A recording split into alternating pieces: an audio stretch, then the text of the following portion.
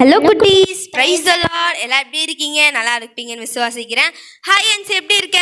நான் நல்லா இருக்கேன்க்கா. நீங்க எப்படி இருக்கீங்கக்கா? நான் சூப்பரா இருக்கேன் ஆன்சி. ஓகே குட்டீஸ், நம்மளும் இந்த வீக்கோட சண்டே கிளாஸ்க்குள்ளார வந்துட்டோம்ல. ஸ்டார்டிங் நம்ம எப்பவும் போல என்ன பண்ணுவோம் ஆன்சி? ப்ரேயர்க்கா. ஆமாம், ப்ரேயர் தான் பண்ணுவோம். ப்ரேயர் பண்ணும்போது எப்படி இருக்கணும்? முட்டி போட்டு கண்ணை மூடி எல்லாரும் பயபக்தி. இப்போ ஸ்டார்டிங் ப்ரேயர் பண்ணிடலாமா? பிதாவே மக்கு சோத்திரம் சோத்திரம் சோத்திரம் சோத்திரம் சோத்திரம் சோத்திரம் சோத்திரம். கர்த்தாவே, நன்றியோடுமை துதிக்கிற ராஜா, நன்றியோடுமை சோதரிக்கிற என் தகப்பனே, பரலோக ராஜாவே மக்கு சோத்திரம் சோத்திரம் சோத்திரம். சேனைகளின் கர்த்தர் பரிசுத்தர் பரிசுத்தர் பரிசுத்தரே மக்கு சோத்திரம் சோத்திரம் சோத்திரம். கர்த்தாவே அப்பா, இந்த சண்டே கிளாஸ் ஊழியத்தை என் தேவனாகிய கர்த்தர் இயேசு இறங்கி வந்து உமது பிள்ளைகளை நீங்கள் ஆசீர்வதிக்க வேண்டுமா ஜெபிக்கிறேன் கர்த்தாவே. அப்பா, இந்த சிறு பிள்ளைகள் ஊழியமாக அநேக கர்த்தாவை ரட்சிக்கப்பட உதவி செய்ய வேண்டுமா ஜெபிக்கிறேன் கர்த்தாவே. அப்பா, இந்த பிள்ளைகள் கர்த்தரால் வரும் சுதந்திரம் ஏசப்பா, நீங்கள் கொடுத்த சுதந்திரத்திற்காகவும் நீர் கொடுத்த பலனுக்காகவும் உமக்கு நன்றி செலுத்துகிறேன் தகப்பனே. இந்த சிறு ஊழியத்தை தேவரீர் முத கரம் வைத்து ஆசீர்வதிக்க வேண்டுமா ஜெபிக்கிறேன் கர்த்தாவே. இந்த பிள்ளைகள் எல்லாம் உடைய பாதத்தில் வைக்கிறேன் கர்த்தாவே. துவக்க முதல் முடிவெல்லாம் அப்பா தெய்வீக பிரசன்ன வழி நடத்திட்டோம் கர்த்தாவே. இந்த பிள்ளைகள் எல்லாம் கர்த்தாவே விசேஷித்த ஞானத்திலும் வளர்த்திலும் தேவ கிருபையிலும் மனுஷர் தயவிலும் அதிகமாய் விருத்தி அடைய வேண்டுமாய் ஜெபிக்கிறேன் கர்த்தாவே. ஒவ்வொரு பிள்ளைகளையும் கர்த்தாவே நீங்கள் ஆசீர்வதியும் அப்பா. போக்கிலையும் வரத்திலும் கூட இருந்து இந்த பிள்ளைகளை அப்பா வழி நடத்த வேண்டுமாய் நசரனாகி இயேசு கிறிஸ்து நாமத்தினால ஜெபிக்கிறேன் எங்கள் ஜீவனில் நல்ல பிதாவே. ஆமேன் ஆமேன். ஓகே குட்டீஸ், நம்ம ஸ்டார்டிங் ப்ரேயர்லாம் பண்ணி முடிச்சிட்டோம்ல. அன்சி, ஸ்கூல்லாம் ஸ்டார்ட் ஆகி 2 months ஆகிடுச்சு. உனக்கு எப்படி இருக்குது எக்ஸ்பீரியன்ஸ்லாம்? போரிங்காக இருக்குதுக்கா. எக்ஸாம்லாம் வந்து டென்ஷனாக இருக்குக்கா. ஆமாம்ல, எக்ஸாம்லாம் வந்து ஒரே டென்ஷன்லாம் இருக்கும்ல. சரி, ஓகே, இந்த டென்ஷனை நம்ம கொஞ்சம் ரிலாக்ஸேஷன் பண்ணுறதுக்காக இப்போ நம்ம நெக்ஸ்ட் என்ன பண்ண போகிறோம்? டான்ஸ்க்கா. ஆமாம், டான்ஸ் தான் பார்க்க போகிறோம்ல. இப்போ நம்ம வந்து அந்த டென்ஷனில் கொஞ்சம் ஃப்ரீயாக இருக்க இப்போ நம்ம சூப்பரான ஒரு டான்ஸ் பார்த்துடலாமா? அந்த டான்ஸில் தான் இந்த வீக்கோட டைட்டிலுமே இருக்குது. நீ கண்டுபிடிப்பியா ஆன்சி? ஆங்க்கா. ஓகே குட்டீஸ், இப்போ நம்ம அந்த டென்ஷனை ரிலீஃப் பண்ண நீங்கள் சூப்பராக டான்ஸ் ஆடிட்டு டைட்டிலில் கண்டுபிடிங்க, ஓகேவா?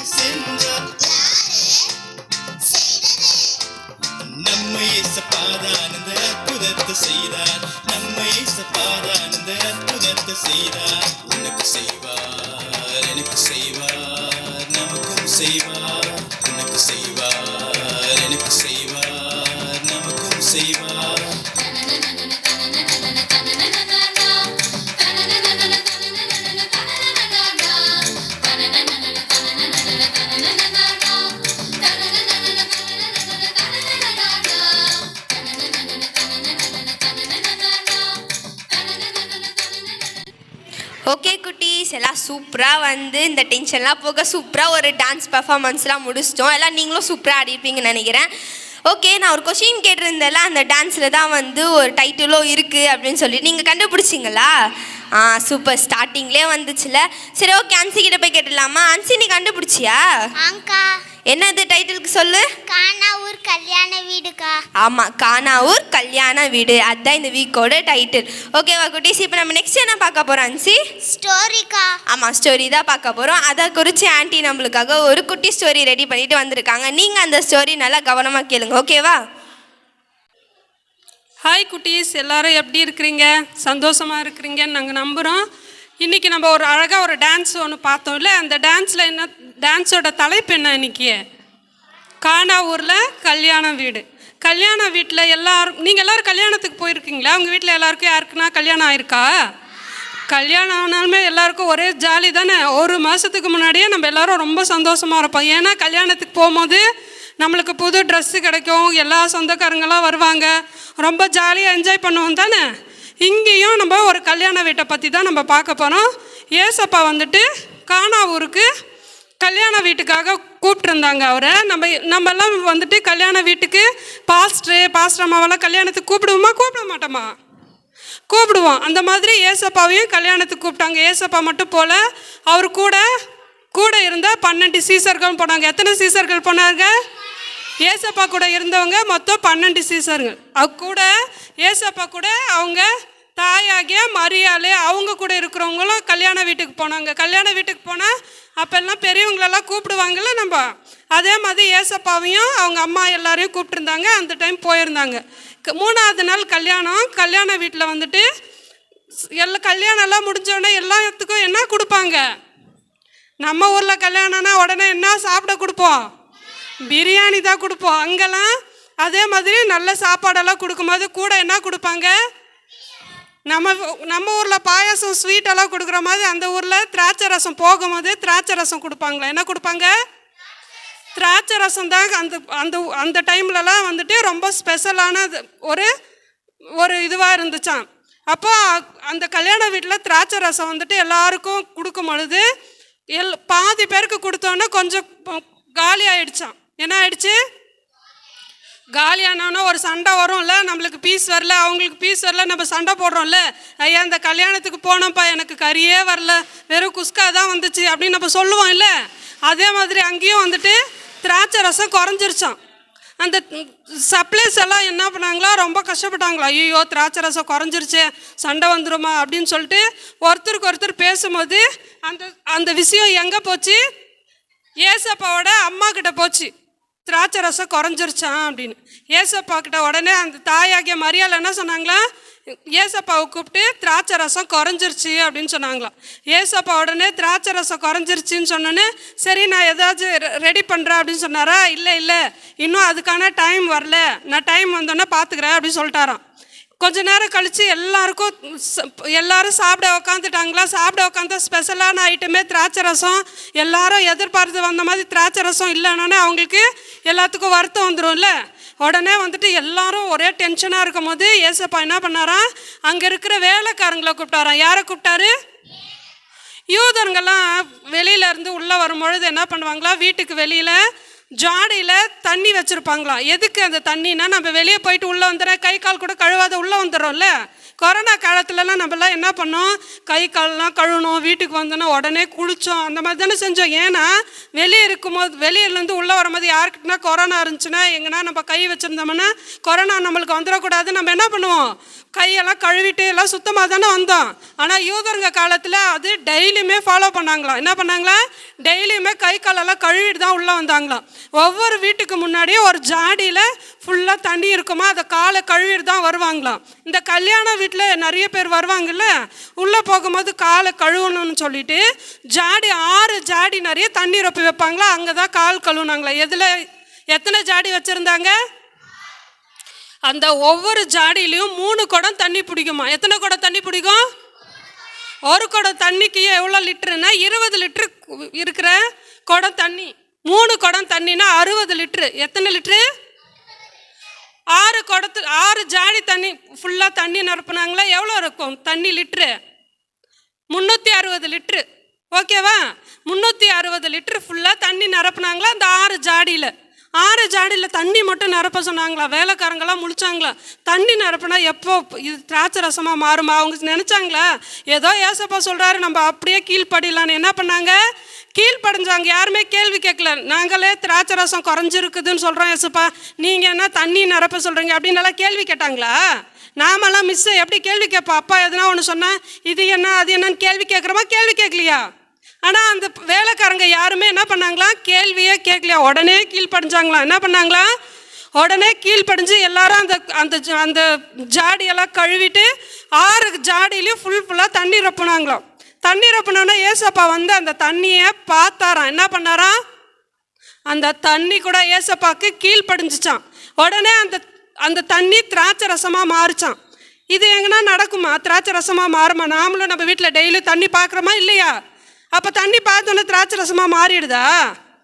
ஆனால் ஏசப்பாவோட மகிமை அந்த தண்ணியை பார்த்தோன்னே திராட்சை ரசமாக மாறிடுச்சான். உடனே ஏசப்பா என்ன சொன்னாரா, இந்த பந்தி விசாரிப்புக்காரங்களாம் இருக்கிறாங்களே அந்த வேலைக்காரங்களை கூப்பிட்டு நீங்கள் இந்த திராட்சை ரசத்தை எடுத்துகிட்டு போய் திரும்ப பந்தியில் உட்காந்தவங்களுக்கு கொடுங்க அப்படின்னு சொன்னாராம்.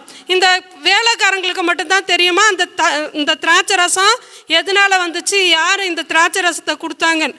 மற்ற யாருக்குமே தெரியலையாம். இந்த வேலைக்காரங்களும் யாருக்குமே சொல்லாத என்ன பண்ணாங்களா, திராட்சை ரசம் பந்தியில் இருக்கிறவங்களுக்கு சாப்பிட உட்காந்தவங்களுக்கு அந்த டேபிளில் எல்லாருக்கும் கொண்டு போய் வச்சாங்களாம். திராட்சை ரசம் குறைஞ்சிருச்சுன்னு சொல்லிட்டு அந்த பந்தி விசாரிப்புக்கார லீடர் மாதிரி நம்ம சாப்பிடும் போது கல்யாண வீட்டுக்கு போனோன்னு ஒருத்தர் சாம்பார் இங்கே ஊற்று ரசம் இங்கே ஊற்றுன்னு சொல்கிறதுக்கு ஒரு ஆள் இருப்பாங்கள்ல, ஒரு லீடர் மாதிரி.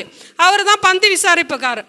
அவர்கிட்ட போய் அந்த திராட்சை ரசம் குறைஞ்சிருச்சுனாங்களே இப்போ எப்படி சப்ளை பண்ணுறாங்க அப்படின்னு சொல்லிட்டு அந்த திராட்சை ரசத்தை குடிச்சு பார்த்தாராம். நம்ம வீட்டிலலாம் கல்யாண வீட்டில் சாம்பார் கொஞ்சம் திக்காயிட்டாலோ சாம்பார் கொஞ்சம் குறைஞ்சிட்டாலோ என்ன பண்ணுவோம், உடனே கொஞ்சம் கொதிக்க தண்ணி வச்சு சுடு தண்ணி ஊற்றி கலக்கி அப்படியாவது கொஞ்சம் மேக்கப் பண்ணி கொடுத்துருவோம் நம்ம. ஆமாவா இல்லையா? அதே மாதிரி தான் இவங்களும் அப்படி பண்ணிட்டாங்க போல் இருக்குன்னு சொல்லிட்டு இந்த பந்தி விசாரிப்புக்காரர் என்ன பண்ணாராம், அந்த திராட்சை ரசத்தை கொஞ்சம் குடிச்சு பார்த்தாராம். ஆனால் முன்னாடி இருந்த திராட்சை ரசத்தை பார்க்கலாம், இப்போ குடித்தது ரொம்ப டேஸ்ட்டாக இருந்துச்சான். இந்த திராட்சை ரசம் எங்கேருந்து வந்துச்சு? ஏசப்பாவால் தான் வந்துச்சு. அந்த பந்தி விசாரிப்புக்காரனுக்கு இது தெரியல. இது உடனே கல்யாண மாப்பிள்ளையை கூப்பிட்டு எல்லாரும் நம்ம கல்யாணத்துக்கு வந்தால் எல்லாரும் என்ன பண்ணுவாங்க, முதல்ல நல்ல சாப்பாடு நல்ல ரசம் எல்லாத்தையும் கொடுத்துருவாங்க. அதுக்கப்புறம் குறைஞ்சிருச்சுன்னா ருசி இல்லாத ஒன்று கொடுப்பாங்க. ஆனால் நீ ஏன் நல்ல ரசத்தை எடுத்து வச்சுட்டு ருசி இல்லாதது, ஏன்னா இதுக்கு முன்னாடி இருந்ததெல்லாம் அவ்வளோ டேஸ்ட்டாகவே இல்லையா அந்த திராட்சை ரசம். 2வது டைம் கொடுத்தது மட்டும்தான் ஏசப்பா கொடுத்த திராட்சை ரசம் தான் என்ன பண்ணுச்சான், நல்ல ருசி உள்ளதாக இருந்துச்சான். அந்த வேலைக்காரங்க கீழ்ப்படிஞ்சனால யாருக்குமே இது சொல்லாதனால யாருக்கு தெரிஞ்சிச்சு இது திராட்சை ரசம் தண்ணி திராட்சை ரசமாக மாறிச்சுன்னு? வேலைக்காரங்களுக்கு மட்டும்தான் தெரிஞ்சிச்சு, மற்ற யாருக்கும் தெரில. நான் இப்போ கூட நம்ம எல்லாரும் ஜெபிக்கும் போது என்ன பண்ணுவாங்க, எல்லாரும் பொதுவாக சொல்கிறது, ஒரு ஃபங்க்ஷன் வச்சாலுமே ஏசப்பா காணா ஒரு கல்யாணத்தில் நடந்த அற்புதத்தை போல் எங்கள் குடும்பத்தில் நடத்துங்க அப்படின்னு ஜெபிப்பாங்கல்ல. இந்த அற்புதத்தை முதல்ல செஞ்சார் ஏசப்பா. ஊழியத்துக்கு வரும்போது முதலாவது அற்புதமே இந்த காணா ஒரு அற்புதமாக தான் இருந்துச்சு. நம்ம இப்போ வசனத்துக்கு போகலாமா? நீங்களும் வந்துட்டு என்ன பண்ணுங்க, அம்மா அப்பா என்ன சொன்னாலும் கேள்வி கேட்காத வேலைக்காரங்க கீழ்ப்படிஞ்சது மாதிரி உடனே கீழ்ப்படியணும். ஓகேவா? ஓகே குட்டீஸ். ஓகே குட்டீஸ், ஆண்டி சொன்ன ஸ்டோரி உங்களுக்கு சூப்பராக புரிஞ்சிருக்கும்னு நினைக்கிறேன். ஓகே அன்சி, இப்போ நம்ம நெக்ஸ்ட் என்ன பார்க்க போகிறோம்? வசனம்க்கா. ஆமாம், பைபிள் வச்சு தான் பார்க்க போகிறோம். எஸ்தரக்கா நம்மளுக்காக வந்து காணா ஒரு கல்யாண வீடு பற்றி ஒரு குட்டி வசனம் ரெடி பண்ணிட்டு வந்திருக்காங்க. நீங்கள் அந்த பைபிள் வச்சு நல்லா படிக்கணும். ஓகேவா குட்டீஸ்?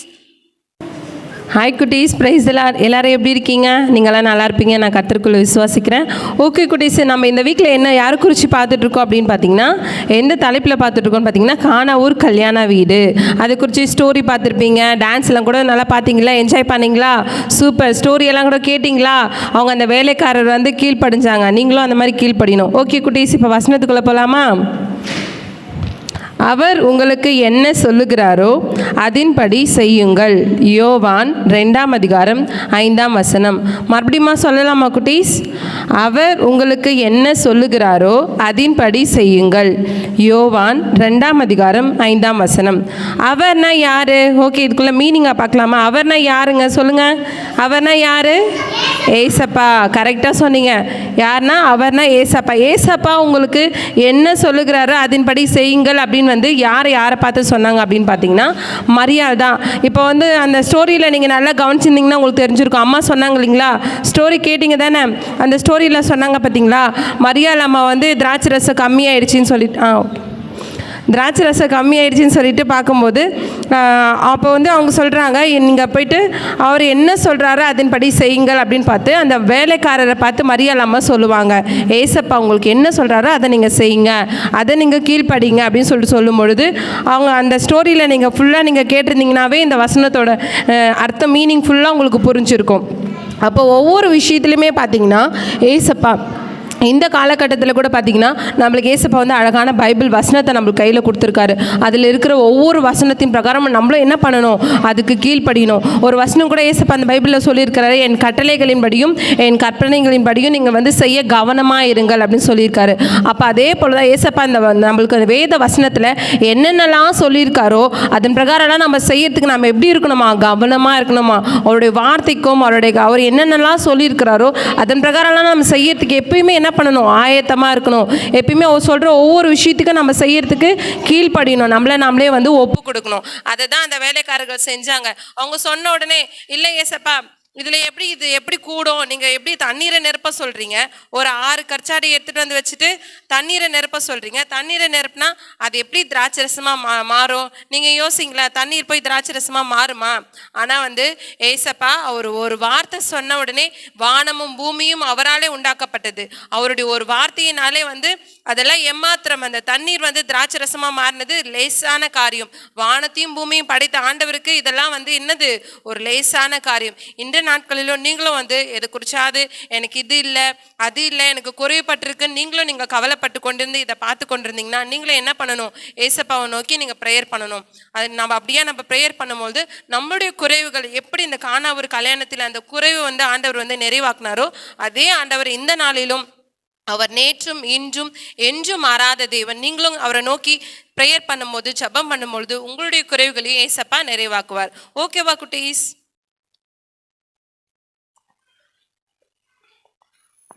ஓகே குட்டீஸ், ப்ரேயர் பண்ணலாமா? என்னோட கூட சேர்ந்து எல்லாரும் ப்ரேயர் பண்ணுறீங்களா?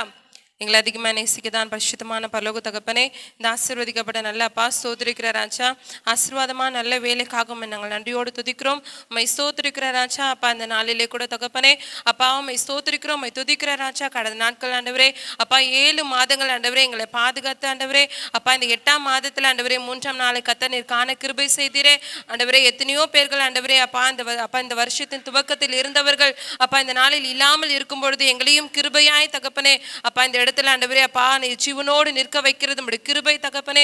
அப்பா எங்கள் ஸ்தோத்திரிக்கிறோம். இதை பார்த்து கொண்டிருக்கிற, இதை கேட்டுக்கொண்டிருக்கிற ஒவ்வொருடைய வாழ்க்கையில் இருக்கிற அப்பா காணப்படுகிற ஆண்டவரே குறைவுகள் எல்லாவற்றையும் ஆண்டவரே அப்பா என் தேவன் ஆண்டவரே அப்பா கிறிஸ்தேசுக்குள் ஆண்டவரே அப்பா நீர் மகிமையை நிர்வாகி கொடுக்கும்படியா நாங்கள் செபிக்கிறோம். காணா ஒரு கல்யாணத்தில் ஆண்டவரே திராட்சரசம் குறைவுபட்ட பொழுது ஆண்டவரே தண்ணீரை திராட்சரசமாய் மாற்றின என் தேவன் அப்பா பிள்ளைகளுடைய வாழ்க்கையில் அப்பா ஒவ்வொரு காரியத்திலும் ஆண்டவரே அப்பா உம்மை ஸ்தோத்திரிக்கிறோம். அற்புதத்தையும் அதிசயத்தையும் செய்து ஆண்டவரே உங்க நாமம் மகிமைப்படும்படியா கத்த நீர் பெரிய காரியங்களை செய்ய போகிறதுக்காக நன்றி செலுத்துகிறோம். நீரே பொறுப்படுத்திக் கொள்ளுங்க, அழகை செய்யுங்க. இயேசு கிறிஸ்துவின் நாமத்தில் ஒப்பு கொடுத்து செபிக்கிறோம். ஜெபத்தை கேட்ட நல்ல பிதாவே, ஆமென்.